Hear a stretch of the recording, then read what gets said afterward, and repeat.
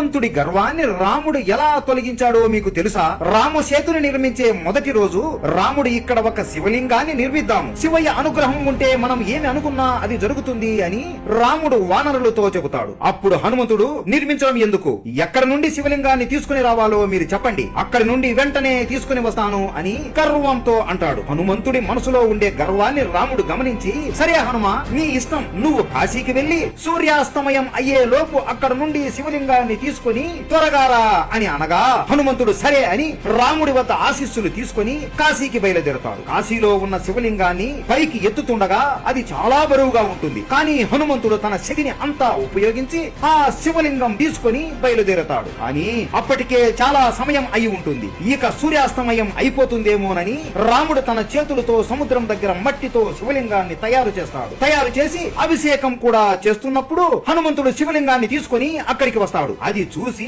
హనుమంతుడు చాలా బాధపడుతూ, ప్రభు, మీరు నా మీద నమ్మకంతో ఒక కార్యం అప్పగించారు, అది పూర్తి చేసేలోపే మీరు నా మీద నమ్మకం కోల్పోయి శివలింగం తయారు చేశారా అని చాలా బాధపడిపోతాడు. రాముడు నవ్వుతూ, సరే హనుమ, నేను చేసిన ఈ శివలింగాన్ని కూల్చేసి నువ్వు తెచ్చిన శివలింగం ఇక్కడ పెట్టు అని అనగా హనుమంతుడు నవ్వుతూ చేతులతో శివలింగాన్ని ఎత్తడానికి ఎంత ప్రయత్నించినా అది ఒక్క అంగుళం కూడా కదలదు. అప్పుడు హనుమంతుడికి కోపం వచ్చి ఆయన తోకని శివలింగానికి చుట్టి గట్టిగా లాగుతాడు. కానీ అప్పుడు కూడా ఒక్క అంగుళం కూడా కదలదు. ఆ రోజు రాత్రి నుండి మరుసటి రోజు ఉదయం వరకు లాగి లాగి అలిసిపోతాడు. అప్పుడు హనుమానికి అర్థమవుతుంది, అయినా రాముడు చేసిన శివలింగాన్ని నేను ఎందుకు కూల్చాలి అనుకుంటున్నా అని తన మనసులో అనుకుని తనలో ఉన్న గర్వం మొత్తం తొలగిపోయి రాముడికి క్షమాపణ చెప్పి శివలింగానికి అభిషేకం చేస్తాడు. రాముడు అంటే మీకు ఇష్టం ఉంటే జై శ్రీరామ్ అని కామెంట్ చేయండి. జై శ్రీరామ్.